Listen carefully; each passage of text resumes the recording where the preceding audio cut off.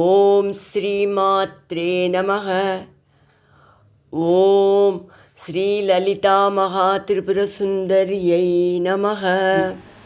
ముకుందా ముక్తి నిలయా ముకుందా ముక్తి నిలయా మూల విగ్రహ రూపిణి మూల విగ్రహ రూపిణి భావజ్ఞా భవరోగగ్ని భావజ్ఞా భవరోగగ్ని భవచక్ర ప్రవర్తిని భవచక్ర ప్రవర్తిని ఛందసారా శాస్త్రసారా ఛందసారా శాస్త్రసారా మంత్రసారా తలోదరీ మంత్రసారా తలోదరి ఉదార కీర్తిరుద్ధామ ఉదార కీర్తిరుద్ధామ వైభవా వర్ణరూపిణి వైభవా వర్ణరూపిణి జన్మ మృత్యుజరా తప్త జన్మ మృత్యుజరా తప్త జన విశ్రాంతిదాయిని జన విశ్రాంతిదాయిని సర్వోపనిషదుద్గుష్ట సర్వోపనిషదుద్గుష్ట శాంత్యతీత కళాత్మిక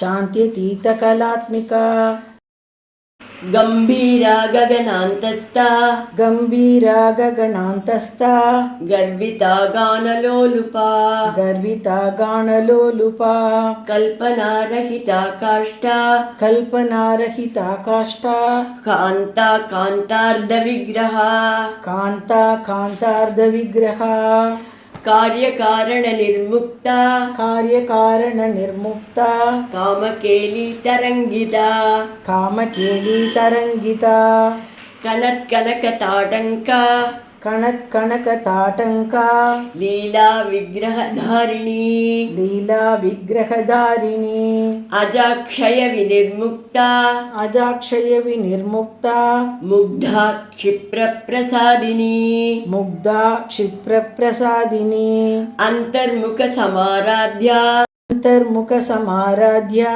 பகிர்முக சுதுர்லபா. பகிர்முக சுதுர்லபா. இப்போ இந்த 6 ஸ்லோகத்தையும் சேர்த்து பார்க்கலாம்.